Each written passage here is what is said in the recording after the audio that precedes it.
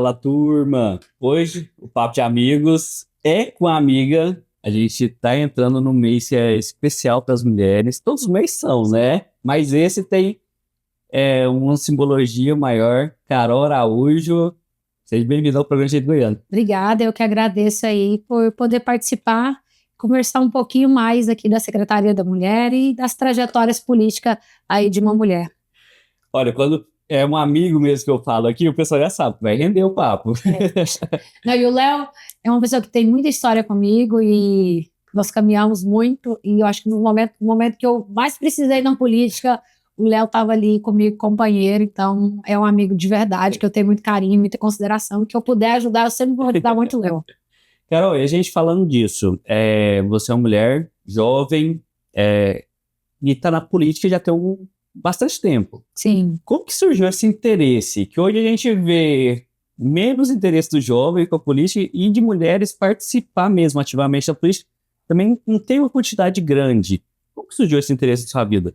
Vamos lá. Eu acho que eu tô com 10 anos já que eu sou filiada ao partido, né, no Brasil. Mas nós começamos a minha trajetória começou, acho que eu está no sangue desde criança, né? Eu não posso nem falar que foi quando eu comecei a mexer com a política, não. Porque quando criança eu era representante interclasse, representante de escola, eu já movimentava ali, mas nunca imaginava que aquela veia se tornaria uma veia política. Então já era líder, sempre gostava de liderar no meio das brincadeiras de criança, né? E aí meu pai tinha um supermercado e tinha uma senhora que falava pro meu pai que Deus tocava no coração que ele tinha que entrar na política. E meu pai não queria em nenhum momento. E aí meu pai falou, se for de Deus, Deus encaminha. E chegou o partido lá em casa. E meu pai acabou se filiando. E aí eu estava no meu último ano de faculdade, ali com os meus 19 para 20 anos. Eu resolvi assumir o supermercado do meu pai, para meu pai sair na política.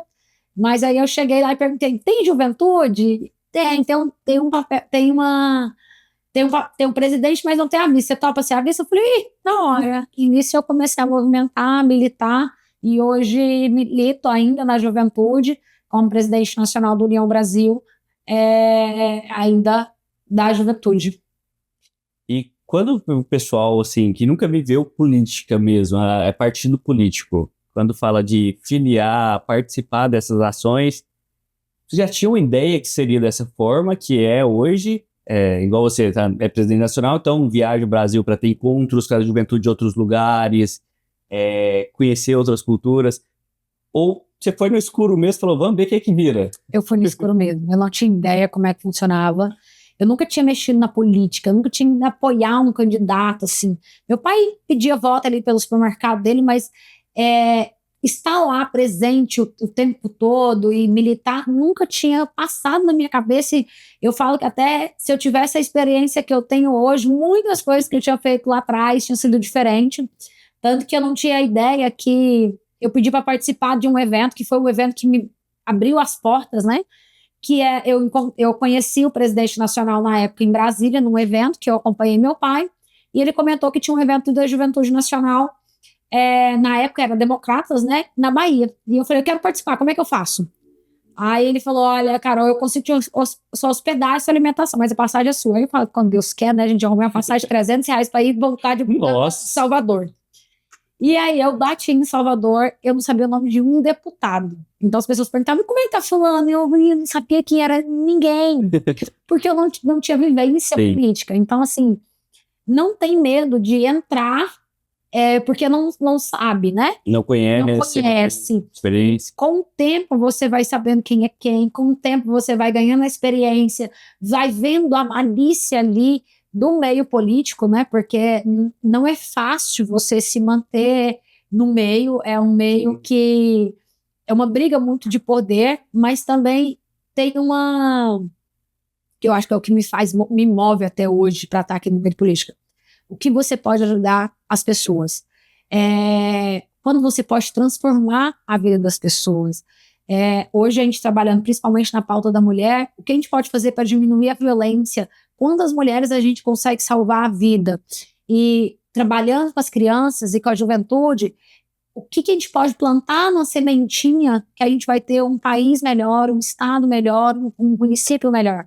Então, o meio político, você consegue trabalhar e transformar a sociedade com uma qualidade de vida assim, e não tem dinheiro no mundo que paga você quando alguém vem te agradecer e você sabe que aquilo ali fez a diferença na vida de uma pessoa assim. Então, o que me move estar na política, e eu chamo os jovens para poder participar, é saber que você pode transformar a sua vida, a vida da sua comunidade, das pessoas que estão ao seu redor, fazendo bem. Até porque, às vezes, esse jovem é de uma comunidade que é um pouco mais distante e muitas pessoas não conhecem aquela realidade. Ele chega dentro do movimento, ele consegue dar voz para aquela comunidade, né? Então, ele vai poder contar a dificuldade, como que é lá.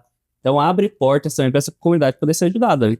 Sim, e tem muito espaço para isso, né? Eu falo, por exemplo, do Conselho de Juventude, como eu presidi por 3 anos, hoje eu sou vice. Lá é um lugar onde se junta o poder público e a sociedade civil para levar opiniões. Ali saem muitas ideias, o Passe Livre Estudantil saiu dali, que são realidades que algumas pessoas vivem de uma forma, outros vivem de outra, e ali é a hora de você juntar e fazer um bem para a comunidade.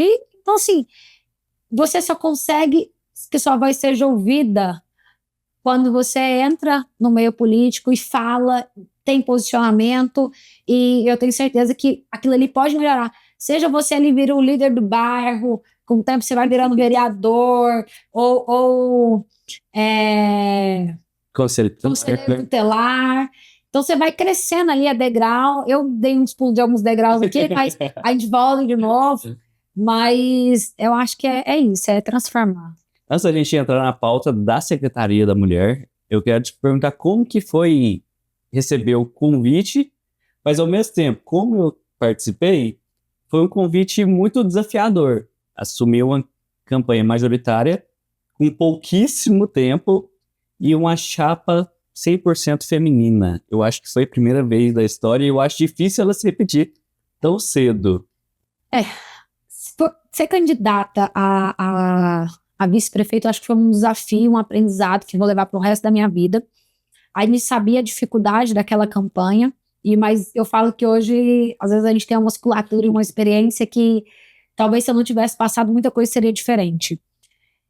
Eu era candidata a vereadora, né? E aí no meio do caminho o governador me solicitou que eu fosse candidata a vice-prefeita, né? Numa chapa que até a Márcia não podia, a gente foi caçado, nossos votos não foram válidos.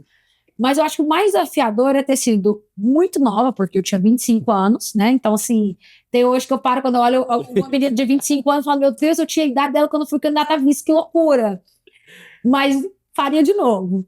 E mulher. Eu lembro que na campanha eu tive muito problema com isso, porque os homens não acreditavam que a mulher tinha capacidade, e a gente tem essa dificuldade até hoje, que consegue comandar ali uma prefeitura, uma secretaria. Então, assim, não tinha muito. As pessoas às vezes não davam muita credibilidade. Porque a Márcia não era muito conhecida, eu também não era tão conhecida assim, mas também muito nova, né? Muito menina. Mas eu vou falar para você, na vida, pode demorar, mas quem sabe ainda chega uma chapa pura aí, quem sabe logo faz uma prefeita mulher. Eu acho que a cidade ela ainda precisa diminuir muito essa cultura enraizada do machismo. A gente tem uma dificuldade também, que só tem uma vereadora mulher. Só tem uma, né? Mas eu acho que é um trabalho de formiguinha e a gente consegue diminuir números, a gente consegue chamar principalmente as mulheres para ter uma voz ativa. E agora, falando da Secretaria de Políticas Públicas para as Mulheres, mês de março, a gente sabe que vocês planejam muitas ações. Mas antes da gente falar dessas ações, eu queria saber como que a Secretaria trabalha mesmo, o papel ativo dela.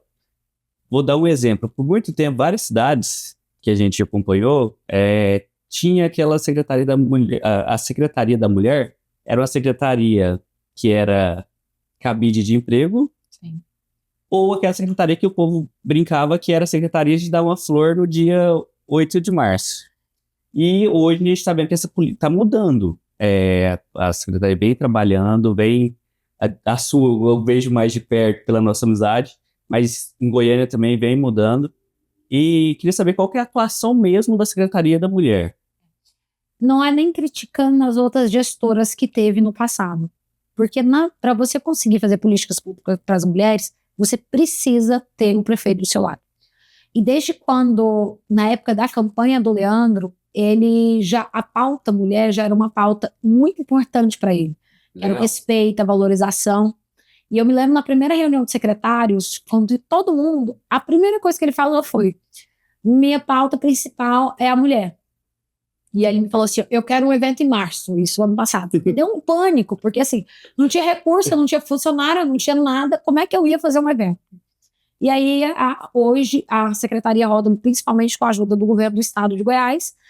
Então, a gente veio construindo, mas se eu não tivesse o prefeito Leandro Vilela e a primeira-dama Lana, muita coisa não tinha saído do papel.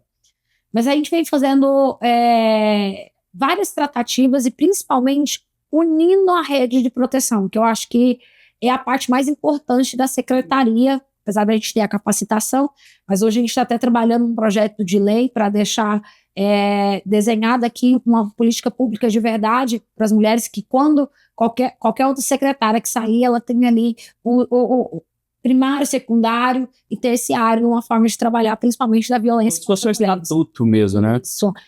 Que aí é a parte que eu acho que nosso cargo-chefe aqui da secretaria. Quando a mulher ela sofre vítima de violência, hoje a gente tem um número muito alto de medidas protetivas, a gente está chegando quase a 3.000, a maioria ela tem uma dependência enorme emocional e ela tem uma dependência financeira gigante. Então, a delegada acaba nos acionando, a gente vai acionar os benefícios sociais, né? E fazer os encaminhamentos via rede, né? Então, vai para o Tribunal de Justiça, emite a medida protetiva, GCM e Polícia Militar, que também fica aqui na secretaria. Eles fazem acompanhamento da medida protetiva, vão na casa da mulher, mandam mensagem para saber se tem qualquer tipo de descumprimento. Ela precisando de um tratamento psicológico, encaminhando para a Secretaria de Saúde. Ela precisando de uma vaga de emprego, encaminhando para a Secretaria do Trabalho. Aqui na secretaria, todo mês tem curso de capacitação, e aí cada mês tem, de acordo com a procura. Então a gente aí tem 30 pessoas que elas saem com certificado. Até o ano passado o certificado era da UFG, hoje o certificado é de outra instituição. E quando ela termina o curso, e ela está no CadÚnico, ela recebe o crédito social, que pode chegar até R$5.000, não é um empréstimo, é dado para ela comprar os seus primeiros materiais e começar a empreender dentro de casa. Ela está no CadÚnico, ela recebe o Goiás por Elas, que também é um benefício do governo do estado de Goiás, que é a dona Gracinha e o governador Ronaldo Caiado, que é R$300 para ela tirar daquela dependência financeira. A gente ajuda com o aluguel social, que também é do benefício do estado de Goiás, e a gente tira ela ali da residência. Transferimos as crianças das escolas, caso for preciso, e fazemos esse acompanhamento aqui de, se precisar, não tem onde ela dormir, a gente coloca ela numa abrigo. É uma rede completa. É uma rede completa. Né? Aqui tem a advogada que ajuda a fazer o processo dela familiar, seja separação, seja guarda dos filhos, encaminha também para a defensoria. Nossas reuniões da rede de proteção estão acontecendo toda sexta-feira, última sexta-feira do mês. Então, sexta-feira agora tivemos uma reunião que a gente está desenhando um fluxo de atendimento, porque muitas vezes a mulher ficava batendo cabeça e a gente tinha um maior número, todo mundo fazia uma parte, mas a gente não se comunicava, e às vezes a gente não conseguia dar, algumas ficavam no limbo, né? Então hoje a gente desenha em conjunto essa rede de proteção que ampara essas mulheres, e eu falo muito isso. As mulheres que morreram de feminicídio, quase 90% não tinha medida protetiva. Porque quando você faz a medida protetiva, você entra na rede. Entrando na rede, esse é um trabalho em conjunto aí.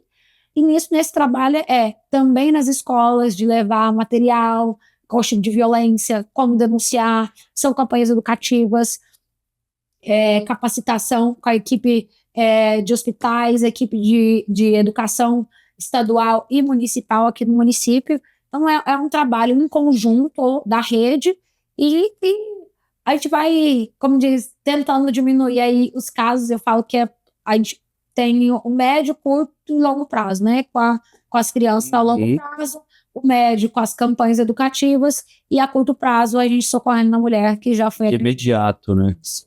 A pauta da violência contra a mulher, infelizmente, no programa é recorrente. A Andressa tem um livro escrito sobre. Então a gente sempre traz. E realmente o que a gente sempre vê psicólogo, pessoas da área repetindo é isso. Às vezes as mulheres não têm essa rede de apoio. principalmente financeiro, para sustentar os filhos, não ter um lugar para ficar. Então, aqui a secretaria está trabalhando de uma forma que ela vai ter um auxílio financeiro, um auxílio de moradia, um auxílio psicológico. Então, acaba que estimula as que não denunciaram a denunciarem também, né? Porque a principal causa de não denunciar, às vezes, é esse medo. Eu já tive muito, eu não tenho para onde ir, eu não sei o que fazer, né? E Às vezes não tem ninguém, eu falo assim, eu não tenho ninguém, nem familiar, nem ninguém, porque ela não é daqui, né, também. a gente encaminha de volta pro estado, quando ela quer voltar. A gente compra Legal. passagem e a gente já mandou umas 3 embora já. Legal. Tive até uma moça que, muito nova, ela tinha 19 anos, veio pra cá, e aí ela desesperada, ela ficou, a gente tem um projeto com o Instituto Avon, então ficando em hotel, né? E aí a hora que saiu a passagem dela, ela foi embora pro estado, que ela residia com a família. Olha, esse projeto é muito legal.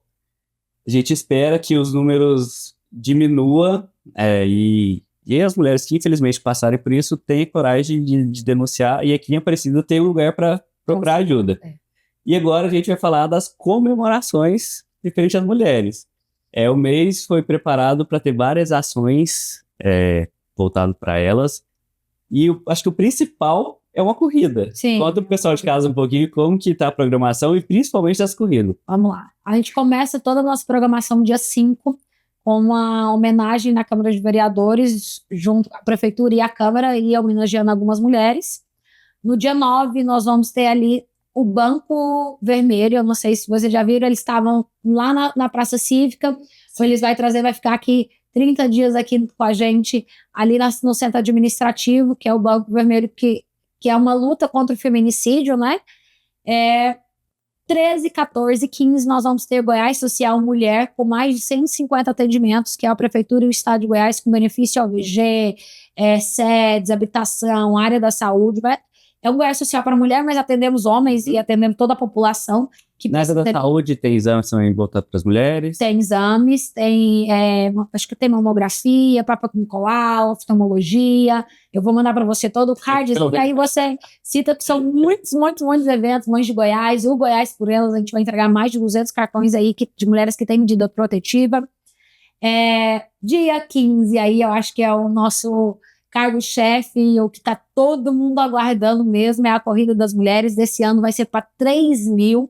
Vão poder correr homem, mas nosso intuito é atingir as mulheres, mas é para não ter problema com os homens que correm na pipoca, para não tá todo mundo assegurado ali, para não correr nenhum tipo de acidente. Então, mas nosso foco é as mulheres. E no dia 26, aqui na secretaria, nós vamos ter um dia de beleza, onde a gente vai atender aí mulheres carentes ou que querem voltar à sua autoestima, né? E aí vamos ter palestra, esmaltação, massagem. O dia de princesa. O dia de princesa, seria isso, um café da manhã. E a gente vai estar aqui recebendo as mulheres que chegar aqui na secretaria e querer participar do nosso evento. Olha, Carol, um prazer falar com você pela primeira vez aqui no programa, mas o programa está sempre de portas abertas. Eu tenho certeza que a Andressa vai querer falar com você, porque essa pauta da mulher é uma pauta que ela fala muito, defende muito, e o nosso programa, por ser TV aberta, mas também a gente repercute na internet, a gente quer atingir o máximo de mulheres que precisam de ajuda, porque às vezes ela não tem realmente ninguém para poder socorrer. Tem a parte da violência, mas, por exemplo, na corrida, a gente já postamos um case, mas vamos postar outro case de sucesso. O que a gente postou primeiro já deu até mais de 1.000 compartilhamentos, que foi a Marilda. E a Marilda tem 55 anos e ela não corria na Corrida das Mulheres do ano passado. E ela falou, eu corria alguma parte, andava outra. Ela pedalava muito, mas não corria. E hoje ela está correndo 27 km, está estudando, tá treinando para a maratona. Depois do dia da Corrida das Mulheres do ano passado, ela já correu 60 corridas. Ela tem 55 anos. E ela falou tanto que aquilo ali transformou e mudou a vida dela. Então, eu falo para as mulheres que queiram participar, não precisa ser corredora, não. Venha conhecer, porque você toma gosto. E isso é tão importante para a saúde. Então, a gente trabalha na parte da violência, mas também trabalha ali na parte da saúde, da educação. Não é competição, né? Não, é uma confraternização. Confraternização que a gente tem. como também aqui nos cursos, né? A gente falou dos cursos de mulheres para 20, mas os cursos é aberto para Todas. Isso E é uma até coisa que pra a gente homem. perguntar, eu queria perguntar. Ele é aberto. Ele é aberto e eu também recebo homens, tá? Eu não fecho as portas, não. Aqui é para capacitar, colocar as pessoas no mercado de trabalho, ajudar. A gente está querendo abrir agora assim, auxiliar administrativo, cursos que tem 3 meses, 4 meses aqui para funcionar. E a gente funciona de manhã, à tarde e à noite. À noite só quando tem cursos funcionando, né? Mas a secretaria fecha até 5 horas da tarde. Então, assim, é uma rede, acho que de todo mundo, não é um trabalho só da Secretaria da Mulher, é um trabalho de todos, é da sociedade civil, junto com o Conselho da Mulher, com o Poder Legislativo, Forças policiais. forças policiais, Poder Legislativo, Judiciário. Então, é um trabalho em geral para a gente levar qualidade de vida, saúde, educação, amor, carinho para essas mulheres. Olha, foi um prazer falar com você. Espero voltar em breve. E o programa está sempre aberto, só avisar. A casa aqui também está aberta. Fique à vontade de vir quando quiser. Fique à vontade de vocês que querem conhecer o projeto. A gente está aqui sempre recebendo voluntário, recebendo, como diz, amigos. E o que precisar, a casa é de vocês aqui. Pessoal, espero que vocês tenham curtido. Até a próxima. Fui!